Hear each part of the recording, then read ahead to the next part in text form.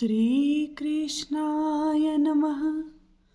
श्रीगोपीजनवल्लभाय नमः। श्रीमदाचार्यचरणकमलेभ्यो नमो नमः। कल तक हमने चतुर्भुज दास जी की वार्ता प्रसंग सुनी। आज हम श्री गुसाई जी के सेवक नंददास जी तिनकी वार्ता सुनेंगे। नंददास जी तुलसीदास के छोटे भाई हते। सो विनको नाच तमाशा देखवे को तथा गान सुनवे को शौक बहुत हतो।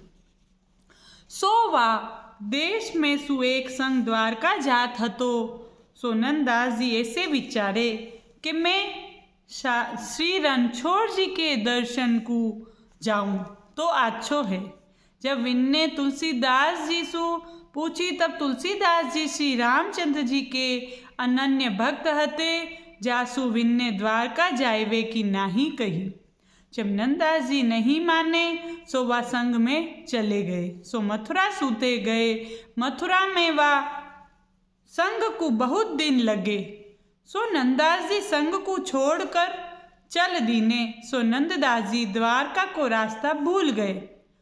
सो कुरुक्षेत्र की आड़ी सी नंदगाम में जाए पहुँचे। सो वहाँ एक साहूकार क्षत्रिय रहतो हतो।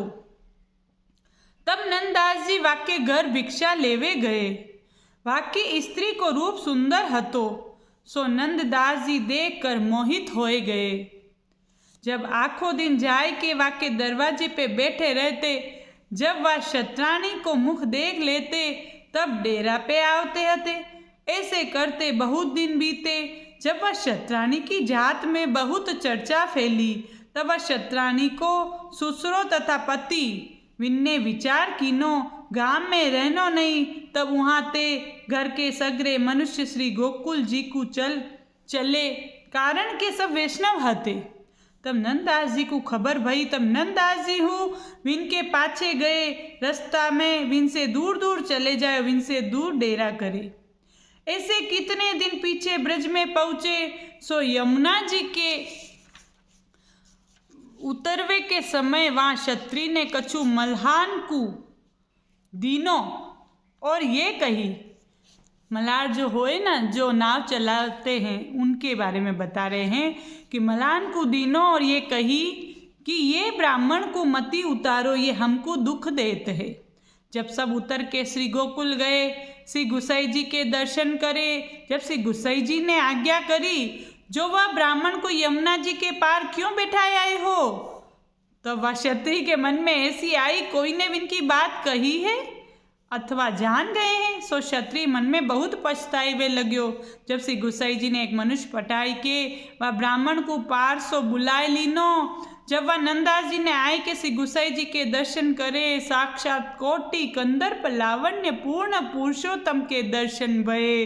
तब नंददास जी ने साष्टांग दंडवत प्रणाम करी और हाथ जोड़ के ठाड़े रहे। और जहाँ स्वरूप के दर्शन व शतरानी के नेत्र में नंददास जी को होत हते वही स्वरूप के दर्शन श्री गुसाई जी के भये। तब नंददास जी को मन वहाँ ते छूट के साक्षात श्री गुसाई जी के चरणार विंद में लग्यो। तब नंददास जी हाथ जोड़ के ठाड़े रहे। जब श्री गुसाई जी ने आज्ञा करी नंददास जी स्नान कराओ तब स्नान कराए। तब श्री गुसाई जी ने श्री नवनीत प्रिया जी जू के सन्निधान में नाम निवेदन करवाए। पाछे नंददास जी ने श्री नवनीत प्रिया जी के दर्शन सब आशय पूर्वक करे। पाछे श्री गुसाई जी भोजन करके सब वैष्णवन को पातर धराई। तब नंददास जी महाप्रसाद लेवे बैठे।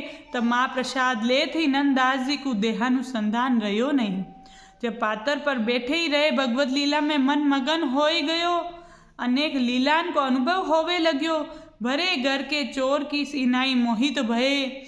ऐसे करते सवार हो गई कछु सुधी रही नहीं।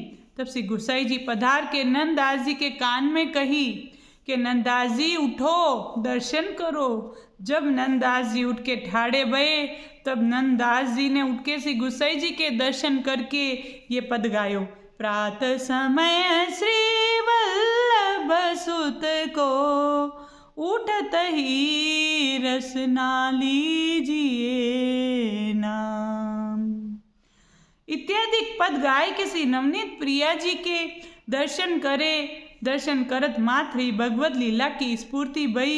जब पालने को पद गायो, पाल गोपाल ललन को मोद बरी यशुमती हुलरावत इत्यादि भगवत लीला संबंधी बहुत पद नए करके गाए। सो नंददास जी के ऊपर श्री गुसाई जी ने ऐसी कृपा करी, तब सब ठिकाने सो विन को मन खींच के श्री प्रभुन में लगाए दीनो। सो वे क्षत्रिय की बहू जिन सो नंददास जी को मन लाग्यो हतो, सो वे क्षत्रिय की बहू नंददास जी को रस्ता में 5-7 बार नित्य दिखती हती, परंतु नंददास जी वाकी आड़ी देखते ही न थे। ऐसे श्री गुसाई जी की कृपा ते ऐसो मन को निरोध हो गयो हतो, जासु इनके भाग्य की बड़ाई कहाँ तही कहिए। तो श्री प्रभु वल्लभाचार्य जी श्री गुसाई जी के कृपासु क्या न हो सके है, बहुत कुछ हो जाए। वाकी बुद्धि पलट गई, नंददास जी की बुद्धि पलट गई। तो या प्रकार सु वल्लभ की कृपा सु सब शुद्धि हो जाए है। प्रभु के दर्शन हो गए और साक्षात प्रभु के कीर्तन करन लागे। तो नंददास जी वैष्णव में परम भगवती वैष्णव हते। 252 वैष्णव में नंददास जी परम भगवती वैष्णव है, जिनकी वार्ता कहाँ तही कहिए। तो ज़्यादा से ज़्यादा लाइक करें, सब्सक्राइब करें, शेयर करें। धन्यवाद।